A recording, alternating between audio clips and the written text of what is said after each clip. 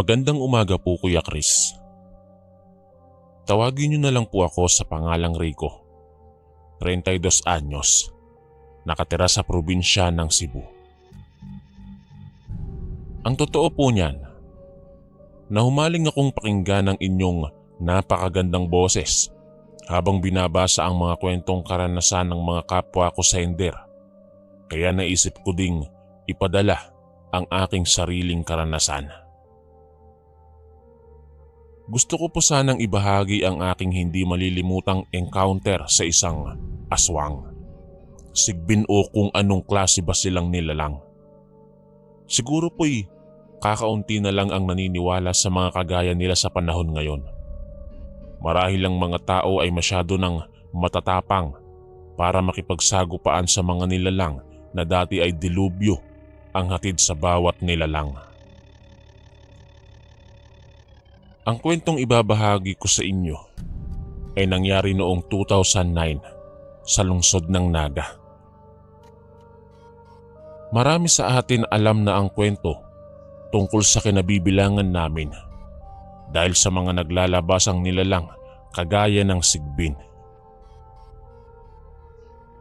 Bali mahilig po ako sa mga kwentong kababalaghan sa kabila ng aking pagiging piling millennial. Kaya natagpuan ko po itong inyong channel. Una itong binanggit sa akin ng aking pinsan. Kaya nang marinig ko ang nakahuhumaling ninyong paraan ng pagsasalaysay, ay hindi na ako mapakali pa kapag hindi ko kayo nasusubaybayan. Dahil doon ay nasubaybayan ko na ang ilan sa inyong mga naipalabas na kwento. Kaya naisip ko ding lakasan na lang ang aking loob at isalaysay ang aking karanasan sa mga aswang nung ako ay nag-aaral pa lamang. Gusto ko pong maging isang buhay na halimbawa sa mga suki nating tagapakinig at maipaalam sa kanila na hindi lahat ng ating kadugo ay mapagkakatiwalaan. Minsan, sila pa ang dahilan kung bakit tayo napapahamak. Siguro'y dahil hindi nila nakamit ang buhay na gusto nila. Maswerte lang tayo dahil hindi tayo nagkaroon ng buhay ng kagaya ng sa kanila. Marapat lang na minsan, maging mabait at magalang naman tayo sa bawat taong ating nakakasalamuha. May mga tao kasing gaano man kasama sa ating paningin ay hindi pa natin pwedeng husgahan dahil sila ay kagaya lang din natin. Humihinga at naghahanap ng dahilan sa mundo para mabuhay. Ngunit may iba naman na hindi naniniwala hanggat hindi nila nakikita ang tunay na itsura ng mga ito at kung saan ba talaga sila nanggaling. Sabi ng aking lola, ang mga sigbin ay naipapamana din sa mga naiwang kaanak ng namatay. Nagsisilbi silang tagaprotekta ng mga taong pinagmanahan sa kanila. Minsan ay tagapagbantay at ginagawa pang utusan. Kaya lang naisip ko, may pagkadelikado din pala ang nasabing nilalang na naging dahilan para ilayo ako ng aking mga magulang sa aming lupang sinilangan at lumipat ng ibang bayan para doon magsimula ng bagong buhay. Noong estudyante pa lamang ako, ubod na talaga ako ng katigasan ng ulo. Medyo naibibigay kasi ng aking mga magulang ang lahat ng luho na gusto ko. Kaya kahit alam kong pinagbabawalan na nila ako ay nahimok ako ng aking mga kaibigan na magpunta sa Naga para gumala. Mula Cebu City ay ilang oras lang naman ang aming ibabiyahe depende na lang sa traffic. Maunlad na bayan na din ang Naga, kaya nagmumukha na din siyang semi-syudad. Ang gusto ko lang ay mapasyalan din ang aking mga kaanak na doon ay nakatira. Ilang taon na din mula nang ilayo ako ng aking mga magulang sa nasabing bayan, kaya hindi ko man lang nakakamusta maging ang aking mga tiyo at tiya. Tatlo kaming magkakaibigan na nagpunta doon. May sariling kotse si Gino na siyang isa sa mga kaklase ko at may lisensya, kaya kampante akong sumama sa kanya. Ang sabi niya, taga-Naga din ang kanyang ama na gusto niyang madalaw. Hiwalay na ang mga magulang ni Gino. Nasira ang kanilang pamilya dahil sa kasalanang hindi naman talaga ginawa ng kanyang ama.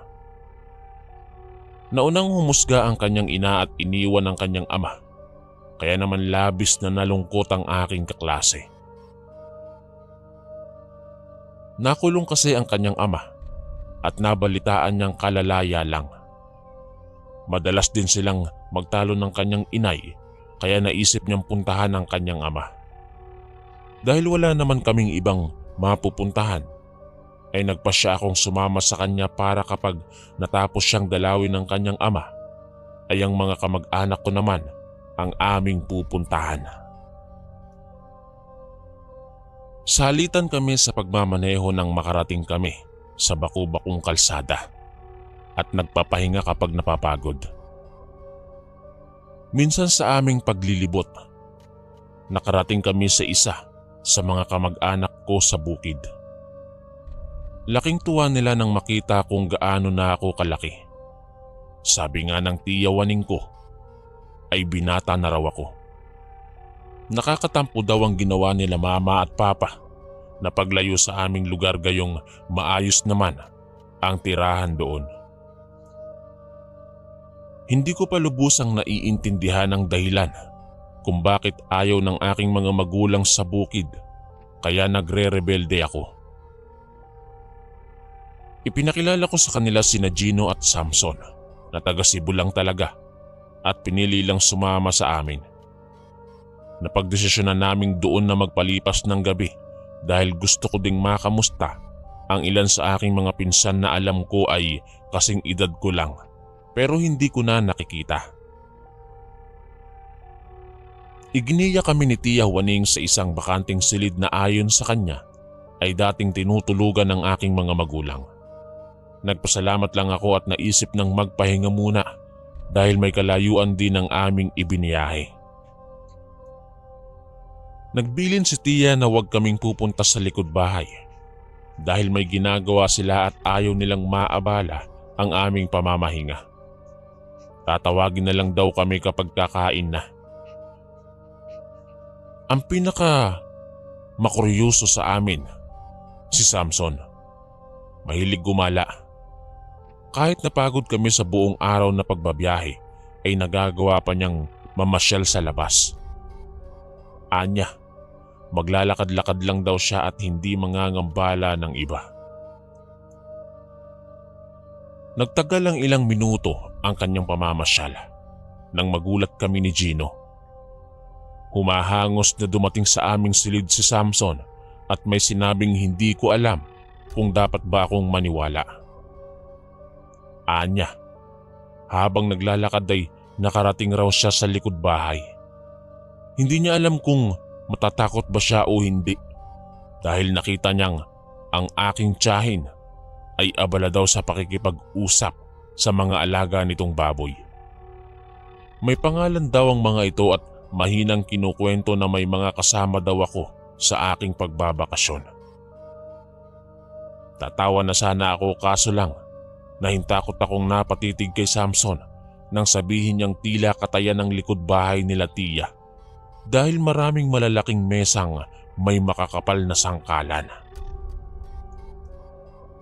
Nakakalat din daw ang mga putol na braso, binti, kamay at iba pang parte ng katawan ng tao.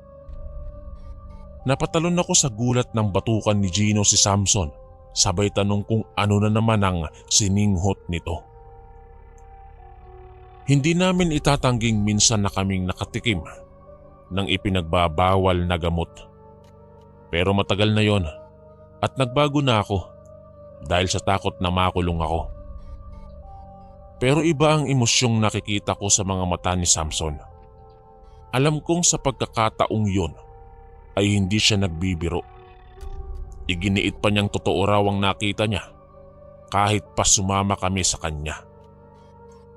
Ituturo daw niya sa amin kung saan niya nakita ang sinasabi niyang mga putol na katawan. Nagkatinginan kami ni Gino at naisipang patulan ang anumang sinasabi ni Samson.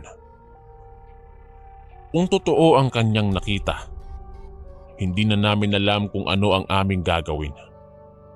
Ang alam ko kasi ay iniiwasan nila mama at papa ang magpunta sa aming probinsya. Pero hindi ko naman talaga inalam noon ang dahilan. Sana lang, wag akong magkamali sa aking naging desisyon at hindi ko mapapatawad ang aking sarili sakali mang may mangyaring masama sa amin. Nagmamadali pa kami sa pagbibihis at nagpasya ng lumabas nang magkagulatan kami ni Natia sa may pintuan. Tinanong niya ako kung saan kami pupunta. Kaya sa nanginginig na boses ay sinabi naming balak sana naming magpahangin sa labas. Ngumisi si Tia Waning at napansin kong kakaiba ang kanyang ngiti. Parang napipilitan lamang at nakaririmarim. Kahit alam ko namang mabait siya, ay hindi ko alam kung bakit bigla akong kinilabutan. Para kasing may ibig ipahiwatig ang kanyang tingin sa aking mga kasama. Napapansin ko pa ang biglaan niyang paglunok ng maraming beses na para bang natatakam at nauuhaw. Kaya naman sa halip na ayain sa labas sina Gino at Samson, naisip kong manatili na lang muna sila sa loob ng kwarto at huwag bubuksan ang pinto. Hinintay kong umalis ang aking tiyahin at saka siya palihim na sinundan. Nakita kong pababa siya papunta sa kusina. Kagaya niya, mukhang abala din ng ibang kasama niya sa bahay nang masilip ko sila. Dalawa ang kasama niya na ayon sa kanyang salaysay kaninang pagdating namin ay mga katulong daw nila yon.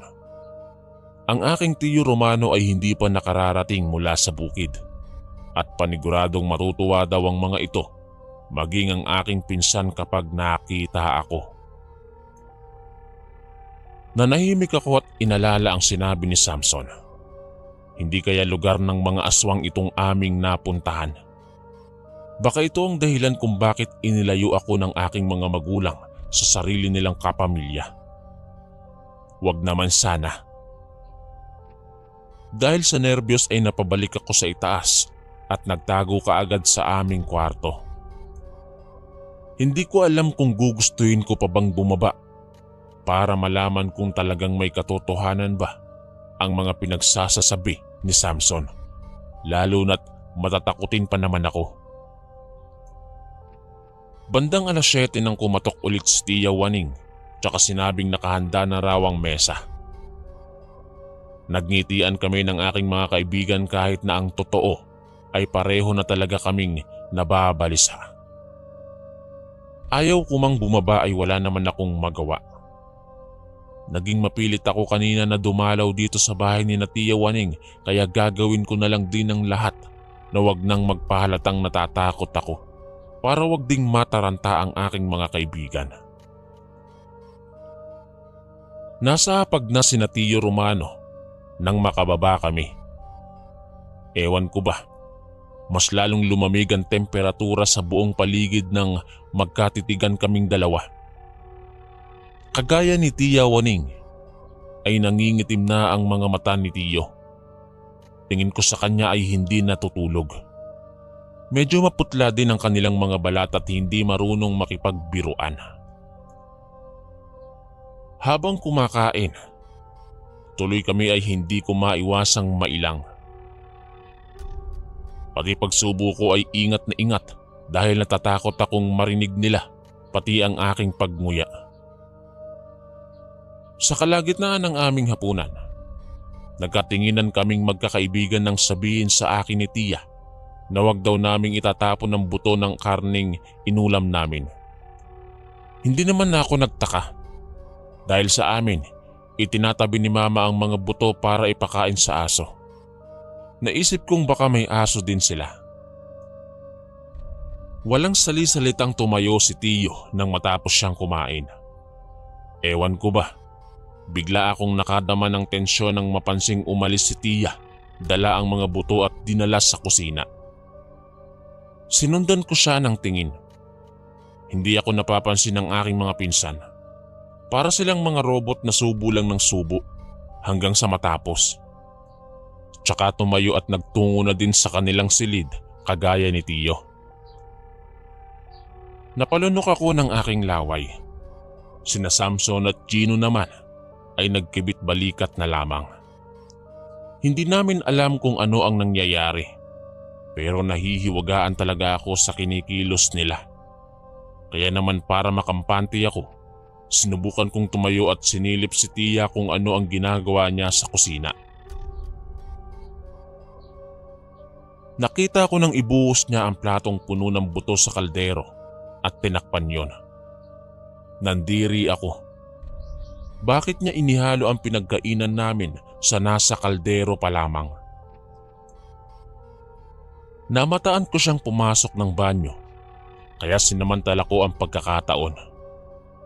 Lumapit ako sa kumukulong kaldero tsaka sinilip kung ano ba ang laman nun.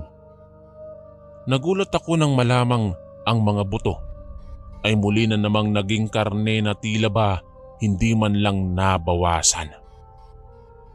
Gumapang ang kilabot sa aking buong katawan. Nang marinig ko ang tila pag-flash ng inodoro sa banyo, ay nagkumahog ako sa pag-alis at dali-daling tumalikod pabalik sa kinauupuan ng aking mga kaibigan. Gusto ko mang ikwento sa kanila ang aking nakita. Pinigilan ko na lang ang aking sarili. Kamag-anak ko pa naman si Tia at alam kong maaapektuhan ako. Oras na ipaalam ko sa aking mga kaibigan ng lihim na nagsisimula ng umukilkil sa aking isipan. Umakyat na kaming tatlo sa aming silid pagkatapos kumain. Nagpapasalamat ako dahil may signal naman sa aming kinaroroonan. Nalaman kong kanina pa pala ako tinatawagan ng aking mga magulang. Kaya nang muli silang tumawag ay sinagot ko na ito. Panay ang tanong nila kung nasaan ba ako at bakit hindi ako nagpaalam sa kanila. Napayuko ako at inalala ang mga kaibigan ko sa bagay na nakita ko kanina. Wala akong nagawa kundi ang ipagtapat sa aking mama at papa kung nasaan kami ngayon. Gayon na lang ang pagpalahaw ni mama nang malaman niyang nasa bahay ako ni Tia Waning. Sabi niya, hindi raw ako dapat nagpunta sa lugar na ito. Masyado raw delikado ang ginawa kong pagpunta sa lugar na to. Ayon sa kanya, aswang daw ang aking tiyahin. At nililin lang lamang kami nito para mahawaan ng pagkataong mayroon sila. Ito raw ang dahilan kung bakit kailangan nila akong ilayo sa lugar na ito. Ang aming lahing pinagmulan ay mga lahi ng aswang. Pumapatay ng walang awa at nakahandang lumantak kahit pa kaanak. Dahil sa aking nalaman, hindi ako kaagad nakapagsalita. Bago pa man kami magpaalamanan, sinabi ng aking mama na huwag kaming aalis dahil susundan nila kami. Bahagya akong nakaramdam ng katiwasayan, kahit alam kong pansamantala lamang ito. Pasado 12:00 nang makarinig ako ng ingay sa baba. Naisip kong sumilip kung sino ang naroon. Hindi ko kasi namalayang pagkatapos naming mag-usap ni mama ay nakatulog pala ako. Lumabas ako ng kwarto at tinalunto ng hagdanan. Hindi na ako tuluyang bumaba dahil nakikita ko naman ang mga taong nakaupo sa malaking hapagkainan. Bigla akong nanginig nang makitang naghahapunan ulit si Tia Waning at sa pagkakataong yon, hilaw na atay na ang kanilang nilalantakan at nangangamoy pa ang lansa nito. Sumama ang aking pakiramdam nang makitang magana pa silang sumusubo. Sa kabilang mesa ay nakita ko ang isang lalaking nakahandusay lang at sa tansya ko ay wala ng buhay. Butas na din ang dibdib at dilat pa ang mga mata. Mukhang hindi niya kinaya ang kanyang biglaang pagkamatay. Halos maisuka ko ang lahat ng kinain namin kanina. Hindi ko akalaing magagawa ito ng aking mga kaanak. Para lang kasi silang mga normal na tao. Pero bakit ganito? Para wag akong lalo pang mandiri ay tumalikod ako at humarap sa pintuan. Tsaka pumasok sa loob ng kwarto. May namataan akong arinola sa paanan ng aming kama kaya nagmamadali akong tumakbo doon tsaka nagsuka ng nagsuka. Umabot pa sa puntong ang sakit na ng aking tiyan. Dahil naaalala ko ang kinain ko kanina. Posible bang karni iyon ng tao? Nanghina ako dahil sa labis na pandidiri. Hindi ko akalaing makakakita ako ng ganoong eksena. Para kasing hindi normal na atay ang kinakain nila. Parang atay talaga ng tao. Nang mahimasmasan ako ay nahiga ako sa kama at namaluktot. Gusto ko nang umuwi. Kaya lang hindi ko alam kung paano ito sasabihin sa aking mga kaibigan nang hindi nila ako pinagagalitan. Hinila ko sila sa lugar na ito at alam kong sa akin nila ibubunto ng sisi dahil mapapahamak kami ng dahil sa akin. Ayaw ko nang paabutin pa sa puntong ganoon. Masyadong mabait ang dalawa kong kaibigan para ipahamak ko sila. Hanggang sa pagtulog ay naging balisa ako at hindi ko man lang magawang mahimbing na makatulog. Natatakot ako na baka habang tulog mantika kami ay nilalantakan na pala nila kami. Bumangon ako at naalerto nang may marinig na mahihinang katok mula sa kabilang kwarto. Nanlamig ako at halos bahain na ng pawis dahil sa labis na takot. Tumayo ako pero hindi ko tinangkang lumapit dahil natatakot ako na baka may biglang magbukas ng pinto. Nang sa tingin ko ay tumahimik na sa labas, ginising ko ang aking mga kasama. Pupungas-pungas pa sila pero sinabi ko ng kalmado na kailangan na naming umalis. Hindi ko na mahihintay pa sina mama at papa. Kailangan na naming makauwi. Pinagpawisan ako at nabalisa dahil sa labis na takot. Hindi ko alam kung papaano kami aalis pero naisip kong patalilis kaming lalabas nang hindi nila namamalayan. Hindi na kami magpapaalam pa. Sa likod ng bahay kami lumabas kaya napahinga ako ng maluwag. Walang tao doon. Tsaka ko palang narinig ang malalakas na katok sa aming tinutuluyang silid sabay tawag sa aking pangalan. Nanuyo bigla ang aking lalamunan. Nagkatinginan kami ng dalawa ko pang kaibigan at sabay pang napalunok. Yung tipong kahit wala pa akong sinasabi sa kanila, ay alam na nila ang dahilan kung bakit natatakot ako. Alam kong kami ang kinakatok nila, kaya kalmado kaming naglakad. Hindi na kami nagtangkang lumingon pa. Basta na lang kaming nagtungo sa mayayabong nakakahuyan. Nang makarating kami doon, ay kaagad kaming kumaripas ng takbo. Yung takbong animoy nakikipagpaligsahan. Mabuti na lang, walang gaanong harang sa daanan at kahit baku-baku ang daan, ay nakakatakbo pa kami ng maayos dahil sa suot naming rubber shoes. Wala na kaming pakialam kung magalusan man sa bawat sanga na nasasabitan namin. Ang mahalaga ay makalayo kami sa bahay ng aking aswang na tiyahin. Kailangan kong mabuhay upang masabi sa aking mga magulang ang pangyayaring ito.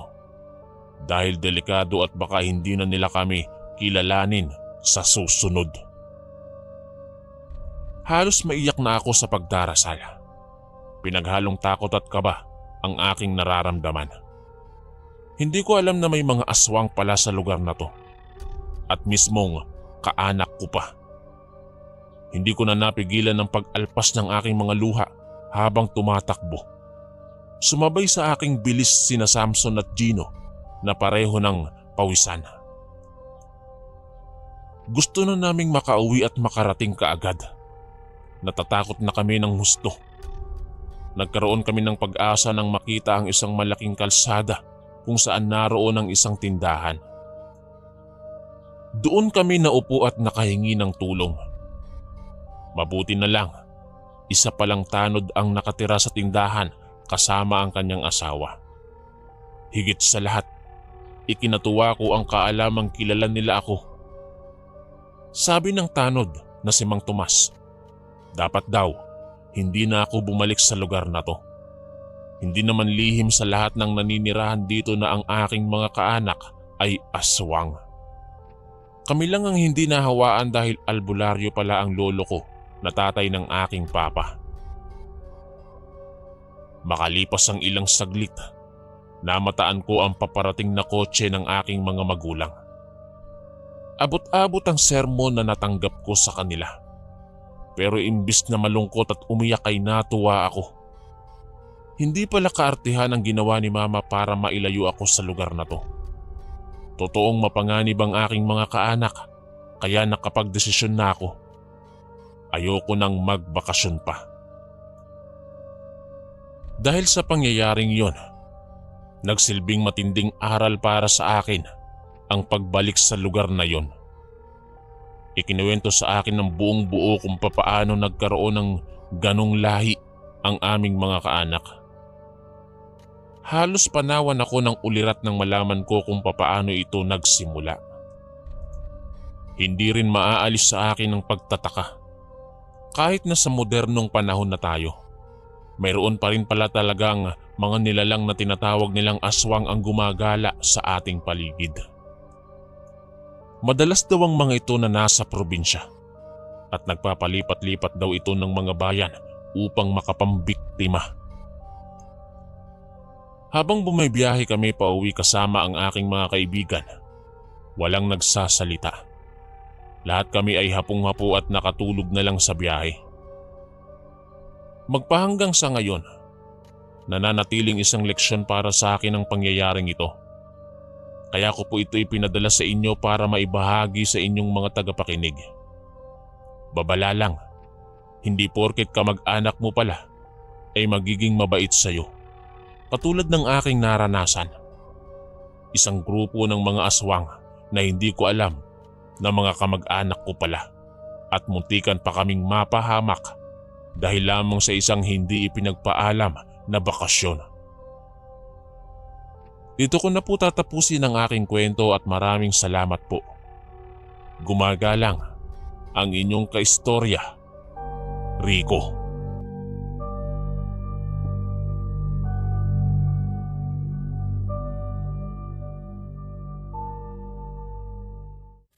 Magandang araw, Kuya Chris. Tawagin niyo na lang po ako sa pangalang Jane. 33 anyos. Ako po ay taga Bulacan at nasa Pasay ngayon. Dahil dito po ako nagtatrabaho bilang isang mananahi ng mga magagandang gowns. Pagpasensyahan niyo na po sana dahil hindi ko na po babanggitin ang pangalan ng shop na aking pinagtatrabahuhan. Natatakot po akong mawalan ng trabaho kapag nahila ang aming pinagtatrabahuhan sa issue ng pangalan ko. Noong taong 2005, pinagkamalan akong aswang ng aking mga kakilala, kababaryo at mga kaibigan. Iniwasan nila ako, dahilan para muntikan na akong madepress. Sumakit ang ulo ko sa kakaisip kung ano ba ang dahilan at nagawa nila akong gawa ng issue. Naging mabait naman ako sa kanila. Mabuting kaibigan at magalang na babae. Huli na nang malaman kong may koneksyon ng binili kong alahas sa isang antique shop na nagbebenta ng mga naggagandahang second hand na kagamitan.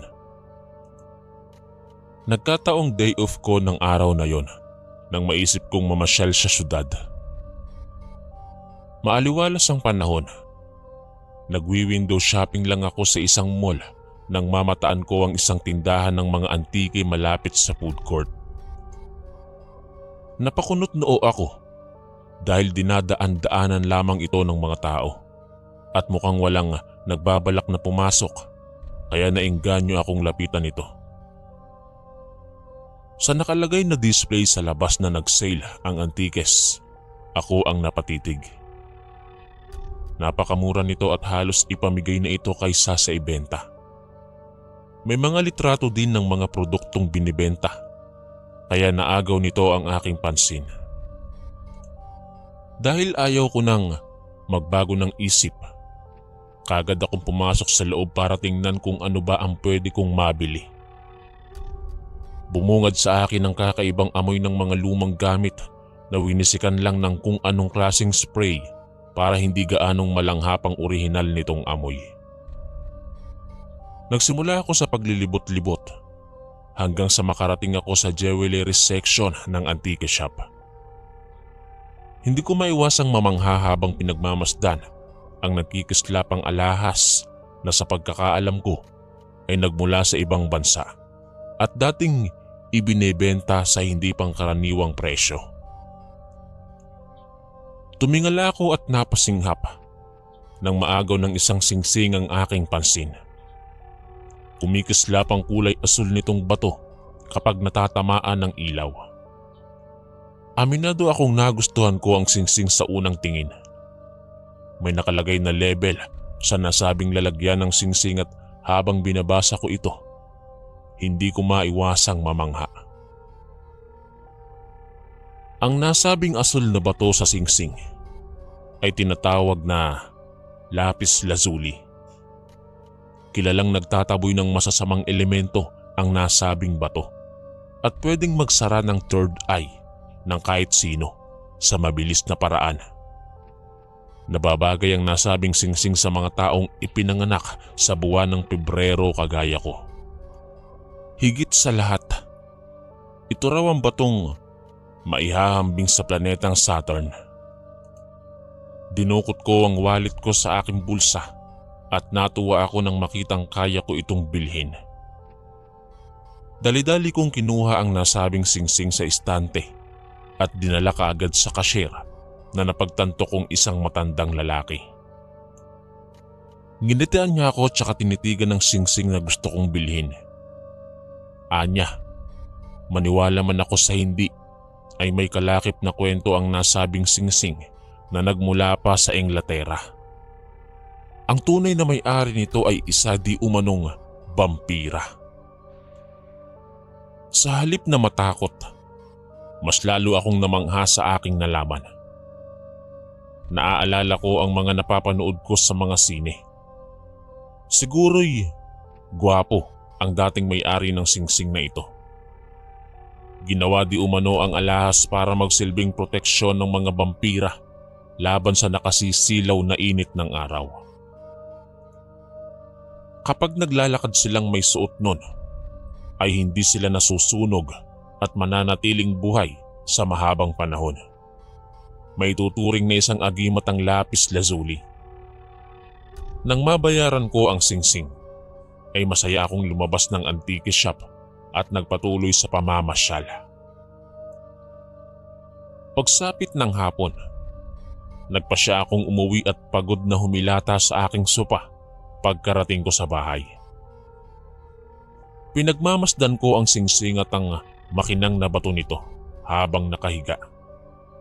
Hindi nagtagal, tila may kung ano ang nagtulak sa akin para bumigat ang talukap ng aking mga mata hanggang sa tuluyan ng makatulog. Hindi ko alam kung gaano ako katagal nakatulog. Basta ang alam ko, gabi na nang magising ako. Madilim na kasi sa buong paligid. Pero natutuwang pinagmamasdan ko ang aking singsing na suot na nagliliwanag. Naalala ko, nabanggit pala ni Manong Cashier na luminescent. Bumangon ako at pinakiramdaman ang paligid. Tanging tunog na lang ng kuliglig ang naririnig ko.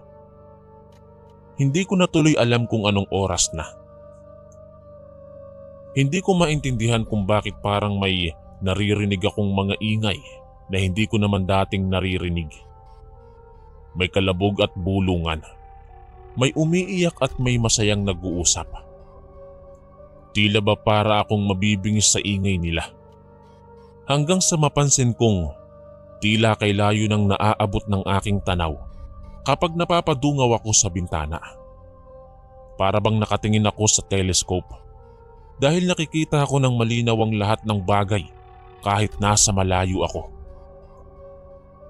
Kumabog ng malakas ang aking dibdib. Hindi ko maiwasang kabahan at ilang beses magpalingon-lingon. Pakiramdam ko, may nangyayaring kakaiba sa akin. Gusto ko mang tuklasin iyon ay nagugutom ako. Gusto kong manlumo nang makita kong walang laman ng aking ref na makakain ko kagad.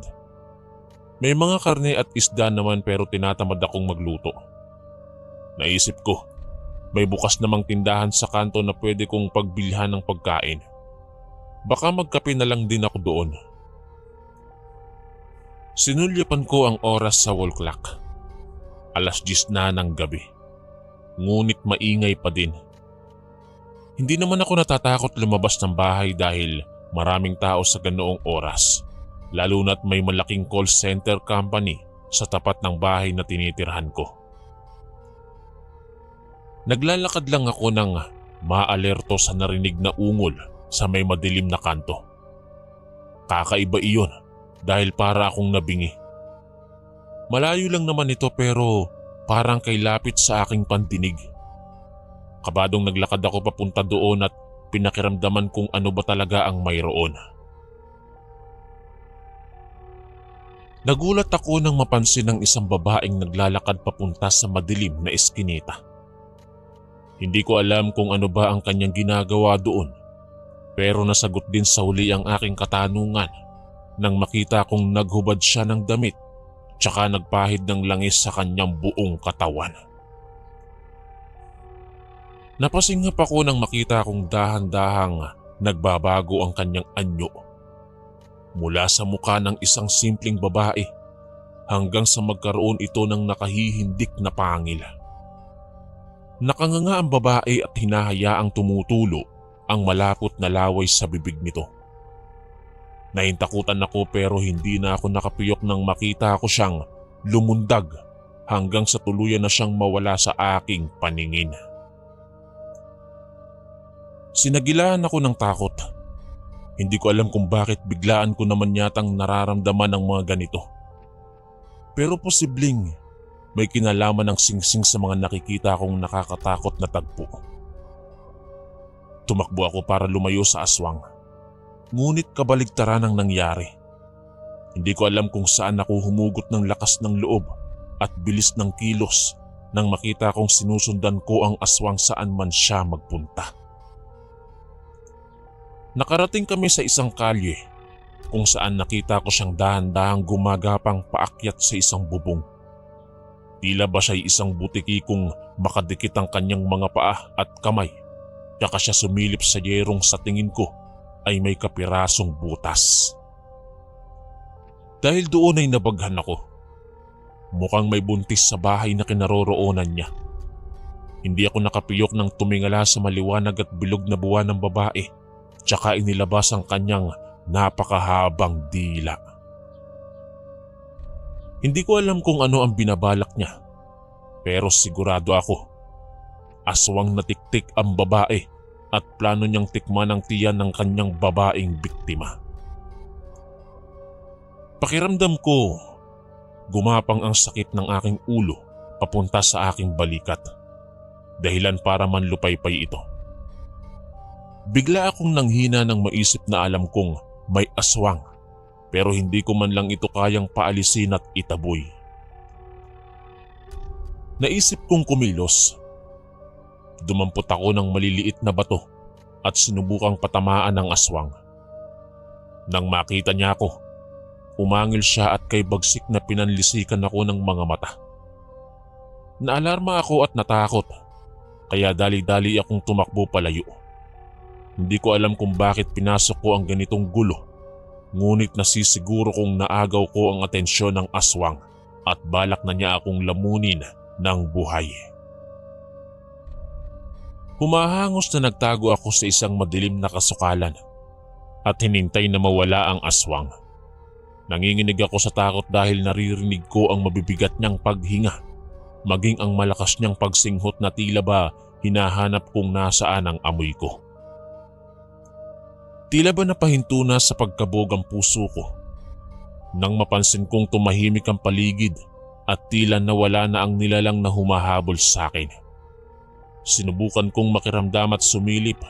Walang kahit na sino ang nasa labas, pero masama ang aking kutob. Nasagot nga ang mga pangamba sa aking dibdib nang magulat ako sa biglaang pagsulpot ng nilalang sa aking harapan. Naglalaway ito at kay bagsik ng muka habang tumutulo ang masaganang laway nitong kailapot at amoy masangsang. Napaatras ako dahil sa labis na takot. Naging paminsan-minsan na lang ang aking paghinga nang basta na lang niya akong dalhungin at hilahin palabas ng aking pinagtataguan. Napasigaw ako at hindi kaagad nakakilos. Pakiwari ko ay mapupunit ang aking bibig sa lakas ng aking pagtili. Ngunit minalas yata ako dahil wala man lang kahit sino ang tumulong sa akin nung mga oras na yon. Nahindik ako nang iaangat na din sana ng aswang ang kanyang matutulis na kamay para gawaran ako ng kalmot. Ngunit hindi ko alam kung bakit kay bilis ko yatang nadepensahan ang sarili ko at nagawa ko siyang itulak. Dahilan para bumalya siya sa isang malaking punong kahoy. Galit na hinarap ako ng aswang tsaka nagpakawala ng matinis na huni. Tila ba nagtatawag sa kanyang mga kasamahan. Napalunok ako. Hindi ko alam kung paano ako nagkaroon ng pambihirang lakas. Ngunit isa lang ang sumagi sa aking isipan.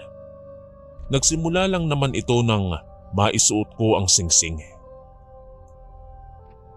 Wala na akong mapagpipilian, kundi ang makipagtagisan ng lakas habang nagsusumikap siyang saktan ako. Hindi ko mapigilang mamangha habang pinakikiramdaman ng kilos at galaw ng aswang. Bawat atake niya ay nauunahan ko at mabilis kong nasasalag.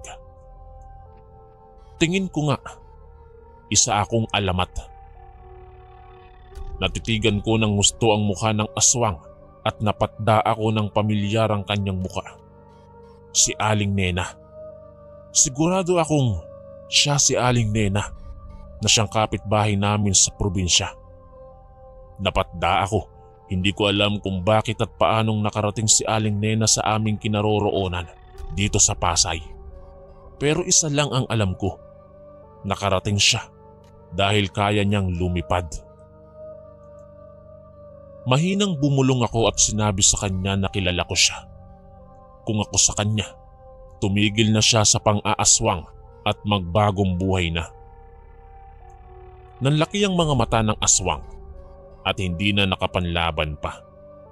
Umatras siya at hindi na ako tinangkang kalabanin pa. Tsaka nagtungo sa dilim at basta na lang nawala. Napahinga ako ng malalim nang mawala sa aking paningin si Aling Nena.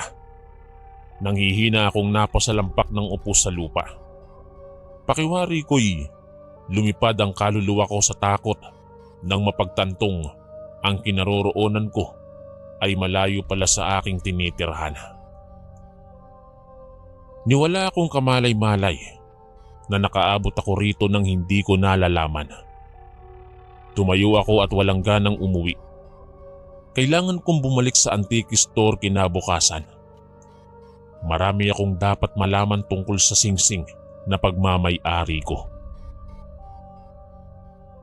Kinaumagahan, bumiyahe na ako pabalik sa mall. Sinadya kong pumasok ng marami ng tao para masiguro kung bukas na ang tindahan. Nang makarating ako sa nasabing lugar, nagtaka ako. Wala ang pwesto ng antique store malapit sa food court.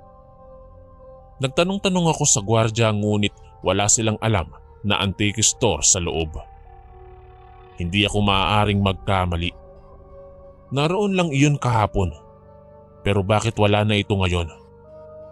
Sinubukan kong pakiusapan ng security at tingnan ng CCTV sa lugar na pinuntahan ko kahapon. Totoong naroon ako, pero isang bakanting pwesto ang pinasukan ko At kitang-kita ko sa video na nagsasalita akong mag-isa at may hinahanap kahit bakante naman sa lugar na iyon. Tunay na mahiwaga ang pinagmula ng singsing dahil ako lang ang nakakita at nakausap sa taong nagbebenta nito. Kung ako lang ang pinagkakatiwalaan ng singsing, tunay na mahiwaga ang nasabing antique shop. Kasing hiwaga ng lapis lazuli na nasa aking daliri. Makapangyarihan at kaya akong ipagtanggol laban sa masasamang nilalang. Hanggang dito na lang po ang aking kwento at maraming salamat po. Ako po si Jane, ang inyong kaistorya.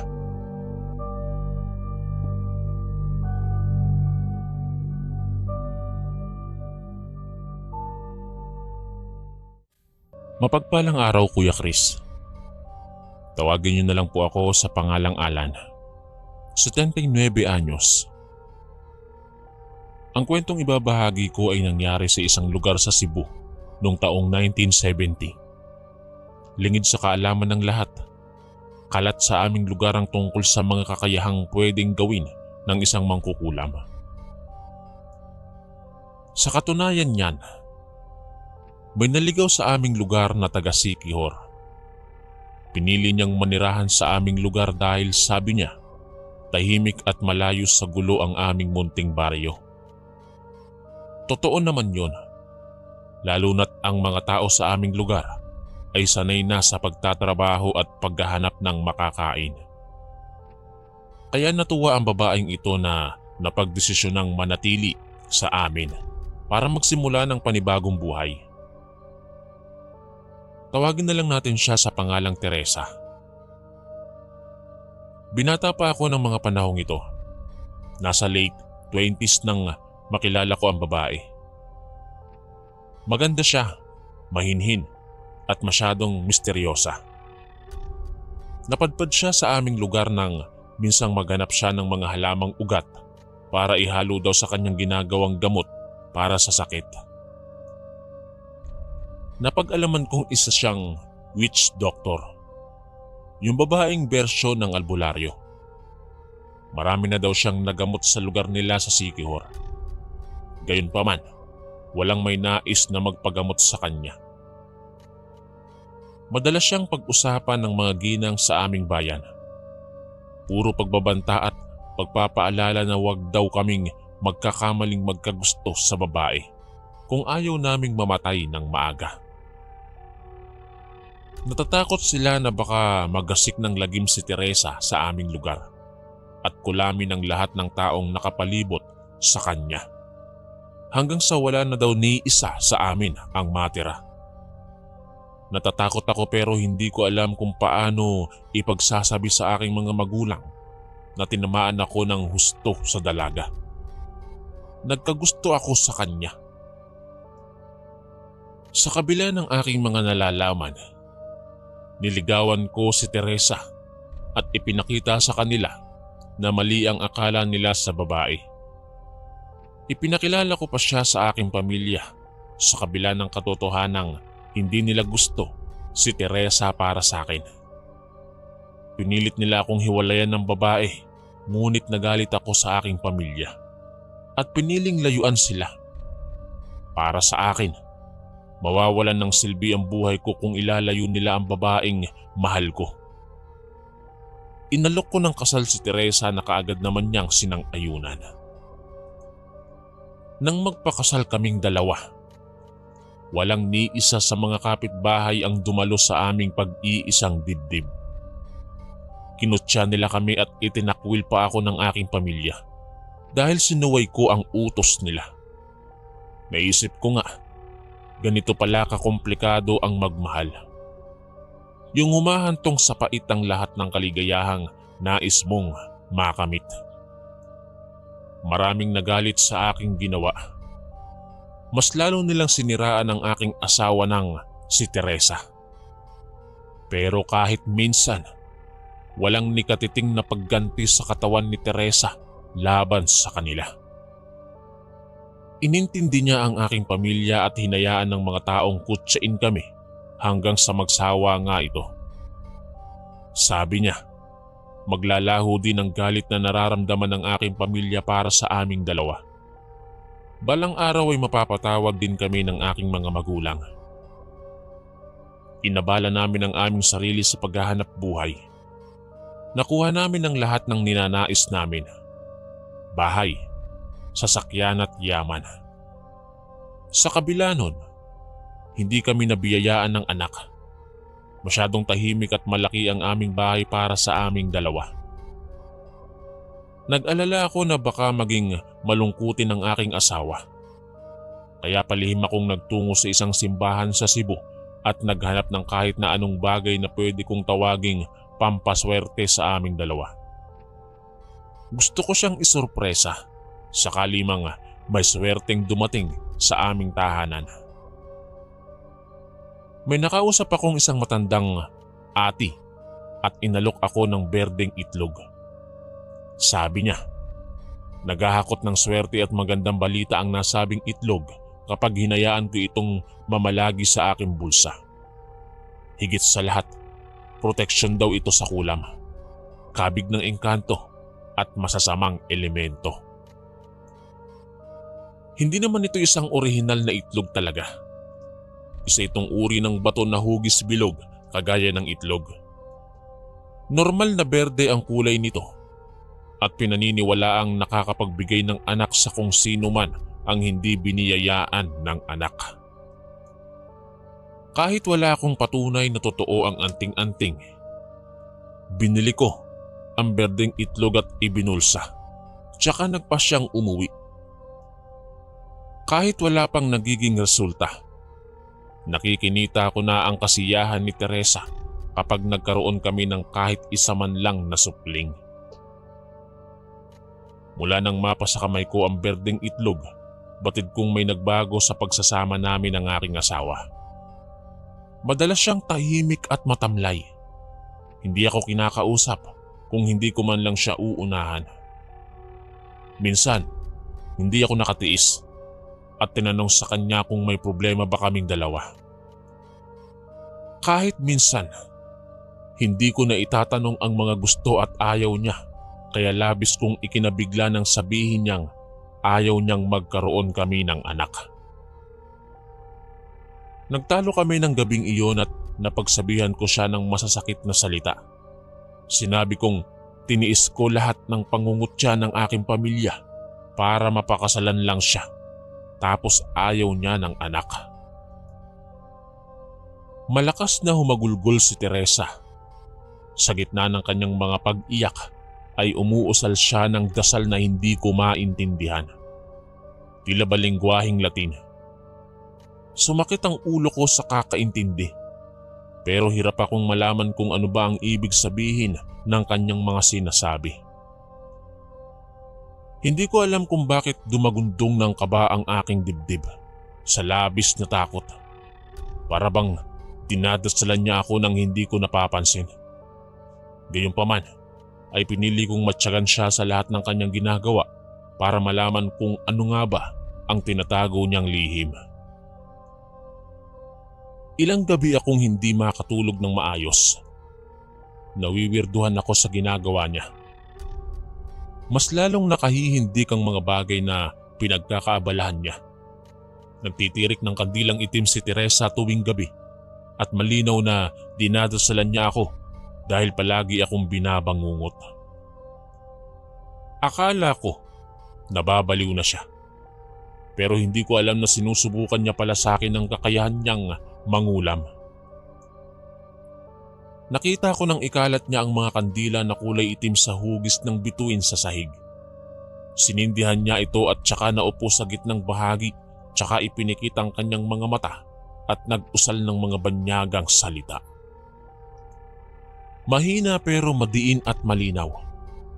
Paulit-ulit na tila ba may tinatawag na kung ano. Maya-maya pa, biglang humangin ng malakas. Kahit pinagmamasdan ko siya, ay hindi ko maiwasang makaramdam ng kilabot. Bakit ganoon ang ginagawa niya? Ano ba ang makukuha ni Teresa sa pag-usal ng mga ritual at parang dinadasalan niya ako. Hindi ako nakatiis at bumangon ako na ikinabigla niya. Pinagbabalya ko ang mga kandilang nakapalibot sa aking higaan. Galit na galit ako sa nakikita kong ginagawa niya, kaya naman naghihinakit na sininghalan ko siya. Ano ba ang kasalanan ko sa kanya at kailangan niyang gawin ito?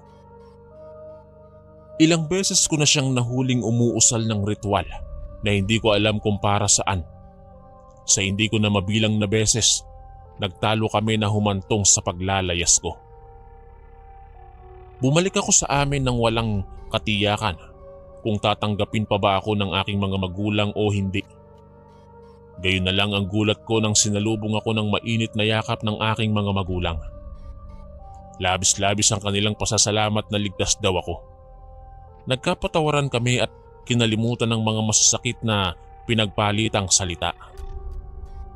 Buong akala nila nagkasakit ako. Yun daw kasi ang ipinagkakalat na tsismis ni Teresa sa mga tao sa aming lugar. Malapit na daw akong mamatay. Nabaghan ako sa kanilang sinabi at ikinuwento ang mga bagay na natuklasan ko tungkol sa aking asawa. Wala naman kaming ibang pinag-awayan maliban na lang sa nagalit siya nang sabihin kong gusto kong magkaanak. Ayon kay inay, may kwento siyang nalaman tungkol kay Teresa. Kaya daw ito napadpad sa aming lugar dahil itinakwil ito ng sariling pamilya. Maski ang mga kadugo nito ay hindi nagustuhan ang kanyang ginawa. Makailang ulit na nag-asawa si Teresa at ginawa ng kababalaghan ang kanyang mga nagiging asawa. Dinadasalan niya di umano ang mga ito at pinapatay. Kinukuha ang mga lamang loob at iniaalay sa reboltong pinaniniwalaan itong pinanggagalingan ng kanyang kapangyarihan. Ito ang malagim na gawain ng isang hukluban. Kinulam niya ang mga ito hanggang sa manghina at naratay sa kama. Napapikit ako ng mga mata dahil sa aking nalaman. Hindi ko alam kung ano ang makukuha niya sa kanyang ginagawa. Para ba manatiling bata sa mahabang panahon? Nag-alala ng husto sina inay at itay na baka kinulam na din ako ni Teresa. Dinala nila ako sa isang albularyo. Mabait si Mang Lucio at maayos kung magpaliwanag. Siya ang albularyo. Kalmado din siya at mabilis malaman ang kahit na anong nararamdaman ng kanyang pasyente. Isinagawa niya ang pagtatawas at tinanong ako kung ano ang nararamdaman ko. Sa bawat tanong niya, ngumingiti at umiiling lamang ako. Wala naman akong ibang nararamdaman at kung totoong kinulam ako ni Teresa ay hindi ko naman napapansin ang sakit, kaya siguro'y may mali lang sa ginawa ni Teresa kung bakit hindi ito umepekto sa akin. Natutuwang pinagmasdan niya ako. Maswerte daw ako dahil sa hawak kong berdeng itlog. Nakaligtas ako sa tiyak na kamatayan. Ang berdeng itlog ang humihigop ng lahat ng masasamang enerhiyang balak pumasok sa aking katawan. Inaagaw nito ang kulam na ginagawa ni Teresa sa akin dahil hindi raw ito isang pangkaraniwang anting-anting. Proteksyon din pala ito sa kulam. Kahit na anong maitim na enerhiya at pangontra sa masasamang elemento. Kaya daw galit na galit sa akin si Teresa ay dahil makailang beses na niya akong kinulam ngunit hindi ako tinatablan. Kung gusto ko raw manatiling ligtas, kailangan kong maging matapang at harapin ang aking asawa. Hindi niya ako masasaktan dahil may tinatago akong agimat. Kaya nitong higupin ng lahat ng enerhiyang gusto niyang ibigay sa akin. Kaya sumang-ayon ako sa kanyang sinabi. Kahit labag sa kagustuhan ng aking mga magulang, lakas loob akong umuwi sa bahay namin ni Teresa. Sa bungad pa lamang ng pinto ay nakita ko na siyang nakaabang at nanlilisik ang mga mata na nagbabadya ng kapahamakan. Matapang akong pumasok sa bahay at kinumpronta siya. Mahal ba talaga niya ako o mas mahal niya ang kanyang Panginoon? Hindi ko kayang tanggapin na mas mahalaga sa kanya ang sinasamba niyang rebulto kaysa sa akin na inisip siyang kabiyak ng aking buhay. Marahas niyang ipinakita sa akin ang kamay niyang may hawak na litrato. Masyado na raw mahaba ang panahong hinintay ng kanyang Panginoon para sa akin na iaalay niya. Mapait akong tumawa. Ibinigay ko ang lahat sa kanya. Hindi ko kayang tanggapin na ang babaeng minamahal ko ay isang alagad ng dilim. Nilamukos niya ang litrato ko sa kanyang palad. Humahalakak siya, ngunit biglang nagulat nang sa kabila ng iniuusal niyang ritual ay nanatili akong nakatayo at hindi man lang natinag. Galit na ikinumpas niya ang kanyang kamay ngunit wala pa din itong epekto. Nang gagalaiting sumigaw siya at nanlisik ang mga matang hinarap ako. Ano raw bang klaseng halimaw ako at hindi man lang ako mamatay-matay? Malungkot ko siyang nginitian at dinukot sa aking bulsa ang berdeng itlog na palagi kong hawak. Bumakas ang matinding sindak sa kanyang mga mata. Paano raw ako nagkaroon ng agimat? Bakit hindi man lang niya nalaman o naramdaman? Isinalaysay ko sa kanya na ginusto kong magkaanak kami. Ngunit hindi niya ito nagustuhan. Pinangarap kong magkapamilya ngunit hindi magkatulad ang aming hinahangad. Siya ang halimaw sa aming dalawa. Masakit man para sa akin. Ibinato ko sa kanya ang berdeng itlog at nakita ang epekto nito sa kanya. Nagsisisigaw si Teresa at tila napapaso. Maya-maya pa, nahindik ako nang makitang ang bata niyang muka ay dahan-dahang nagbago at nagkaroon ng kulubot ang makinis niyang balat. Unti-unti siyang naging matanda. Nagkaroon ng uban at umaalog pa ang mga kulubot na labis na nakakadiri. Nagsisisigaw si Teresa at sinabing sinira ko raw ang kanyang orasyon. Winasak ko ang kanyang ritual at ipinahiya ko siya sa kanyang Panginoon. Umiling ako sa kanya at sinabing peke ang Panginoong sinasamba niya. Tila nawala sa sariling katinuan si Teresa at nagtatakbo papunta sa ikalawang palapag ng aming bahay. Wala na daw siyang mukhang ihaharap sa lahat. Kukutsa-kutsain na siya at walang babalang tumalon siya sa terasa sa itaas at mabilis pa sa 4:00 bumalibag sa lupa. Maraming bali at basag ang bungo. Napaluha ako at malungkot na pinagmasdan ang masaklap niyang kamatayan. Minahal ko siya ngunit niloko niya ako. Isa siyang mapanlinlang na huklubang nagtatago sa katauhan ng isang napakagandang babae. Wala na akong nagawa, kundi ang umiyak na lamang. Ang aking pinakamamahal na babae ay patay na. Ngunit sa kabila ng pangyayaring iyon ay napagtanto ko na mapalad pa rin ako dahil iniligtas ako ng tunay na Panginoong Diyos, ang pinakamakapangyarihan sa lahat. Nilisan ko ang lugar na iyon at ako'y nagpatuloy sa aking buhay. Umuwi ako sa aming tahanan at maluwag naman akong tinanggap ng aking mga magulang. Sa ngayon po ay nanatili akong mag-isa at hindi na nag-asawa pa. Ngunit sa kabila ng kamalasang nangyari sa buhay ko, ay may pumalit na isang biyaya na nagbigay sa akin ng bagong buhay at naging maganda naman ang aking tadhana. Siguro'y dahil sa tulong ng dasal sa ating Panginoong Diyos at siguro dahil din na nasa akin pa rin ang tanging nagligtas sa kamay ng mangkukulam. Ang anting-anting kong berdeng itlog. Dito ko na po tatapusin ang aking kwento, Kuya Chris. Sana po ay mapili niyo rin itong basahin at maibahagi sa inyong mga tagapakinig. Maraming salamat po and God bless sa inyong lahat. Ako po si Alan, ang inyong kaistorya. Maraming salamat po mga kaistorya sa pakikinig.